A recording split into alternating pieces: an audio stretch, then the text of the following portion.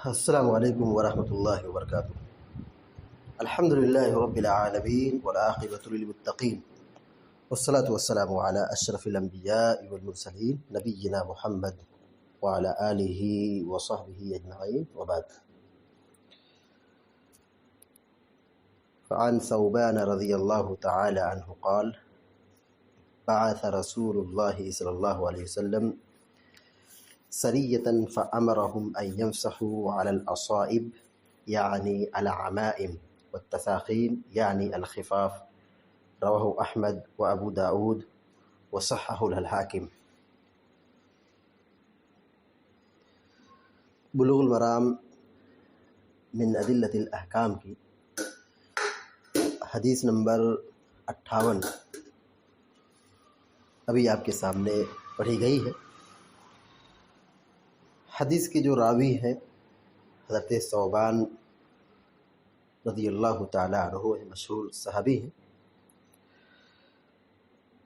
ثوبان رضی اللہ تعالیٰ عنہ قبیلہ حمیر کے تھے، جو مکہ اور مدینہ کے بیچ میں یہ لوگ آباد تھے۔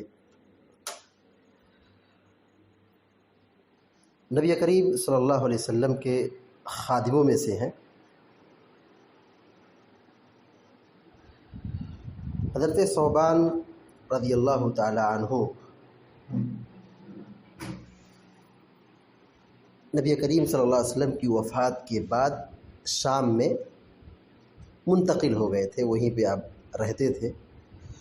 شام سے پھر حمص کی طرف چلے آئے، پھر وہاں رہنے لگے۔ سن 54 ہجری میں حمص کے اندر آپ کی وفات ہوئی۔ تو ثوبان رضی اللہ تعالیٰ عنہ صحابی رسول ہیں۔ کہتے ہیں کہ بعث رسول اللہ صلی اللہ علیہ وسلم سریۃ فامرهم ان يمسحوا علی الاصائب۔ بعث منے بھیجنا، بعث منے روانہ کرنا، بھیجنا۔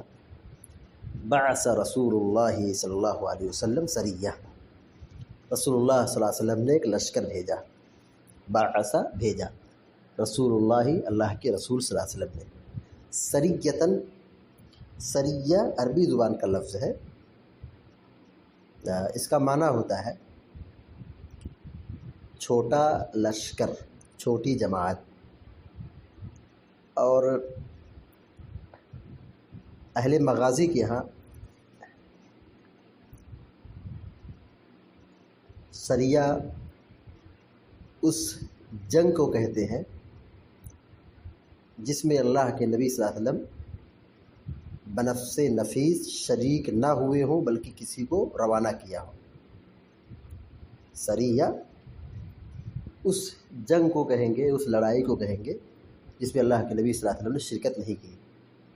جیسے اللہ کے نبی صلی اللہ علیہ وسلم لوگوں کو بھیجتے تھے تو جو لشکر روانہ ہوتا تھا، جو جاتا تھا لڑائی کے لیے،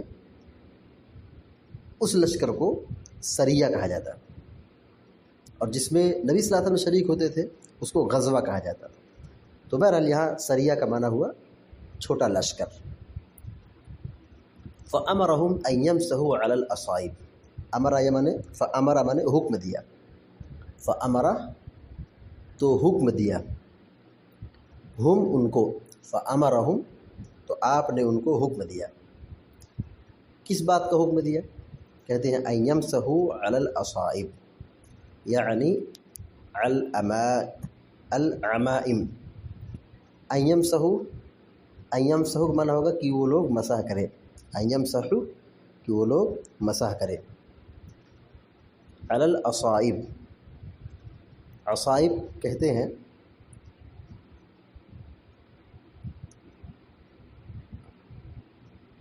پگڑی کو، عمائم کے معنی میں ہے پگڑی، یعنی سر کو جو باندھتے ہیں، امامہ ہے، پگڑی ہے۔ تو اصائب یہ عصابہ کی جمع ہے، اس کا معنی کیا ہوگا؟ پگڑی۔ یعنی العمائم، العمائم، امامہ جانتے ہیں، امامہ پگڑی کو کہا جاتا ہے، اسی کی جمع ہے عمائم، عمائم۔ والتساخین، تساخین یہ تسخان کی جمع ہے، تساخین یہ تسخان کی جمع ہے، تساخین جمع ہوگا اور تساخین، تسخان واحد ہے اور تساخین جمع ہے۔ تو تساخین کہتے ہیں موزے کو۔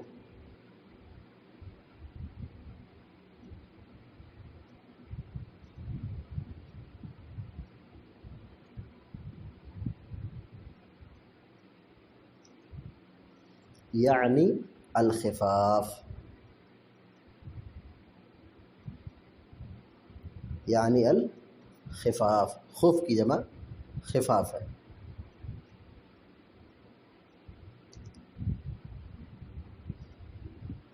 رواہ احمد و ابو داود و صححہ الحاکم، امام احمد نے اور امام ابو داود نے اس حدیث کو بیان کیا ہے، وصححہ الحاکم، اور امام حاکم نے اس کو صحیح قرار دیا ہے۔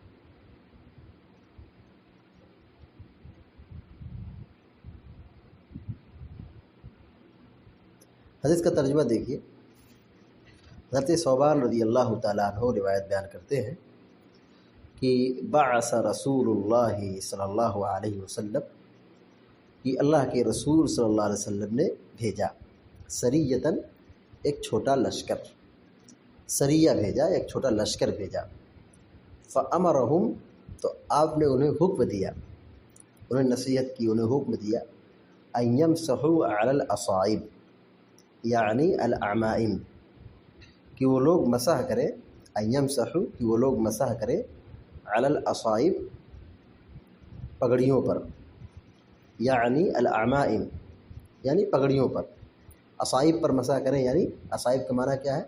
پگڑی پر، یعنی جو سر پر باندھتے ہیں۔ والتساخین یعنی الخفاف، اور ایسے ہی اپنے موزوں پر مسح کریں، اپنے موزوں پر مسح کریں، یعنی الخفاف۔ تساخین کا معنی کیا ہے؟ الخفاف۔ حدیث کا ترجمہ کیا ہوگا؟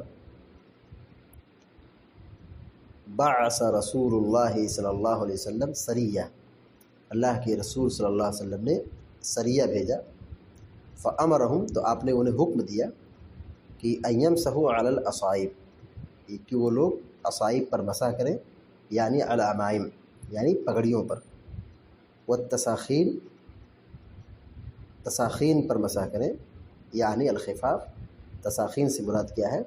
موزے، یعنی موزے پر مسح کریں۔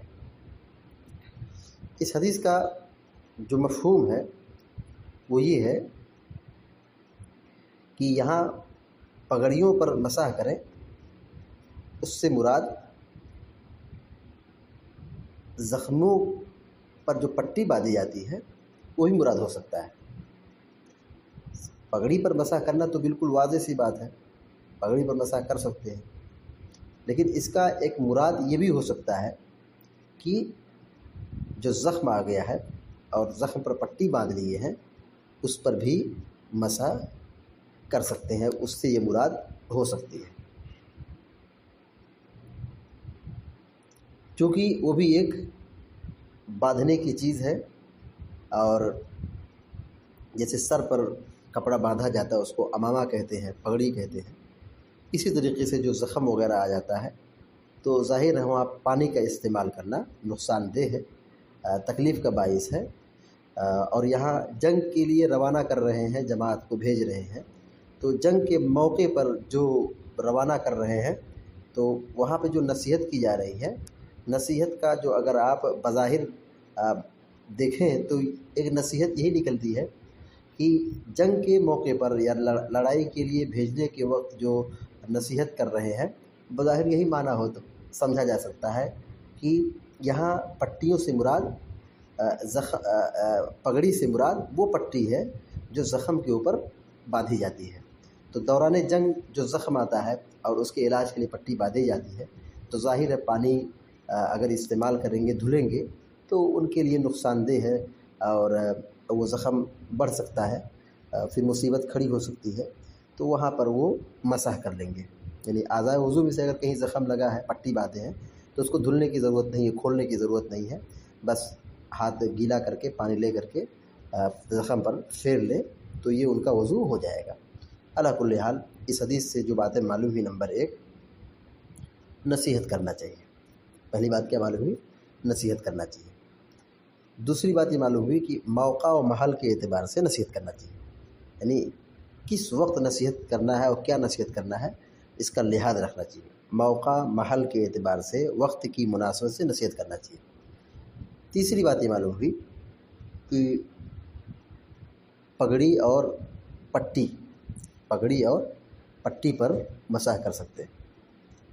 اور اسی طریقے سے چوتھی اور آخری بات یہ معلوم ہوئی کہ موزے پر مسح کرنا جائز، موزے پر مسح کرنا جائز۔ اللہ تعالیٰ سے دعا ہے کہ اللہ تعالیٰ ہم سب کو علم نافع عطا فرمائے، عمل صالح کی توفیق عطا فرمائے، آمین یا رب العالمین۔ اقول قولی هذا واستغفر الله لي ولكم ولسائر المسلمين فاستغفروه انه الغفور الرحيم، وصلى الله على نبينا محمد وعلى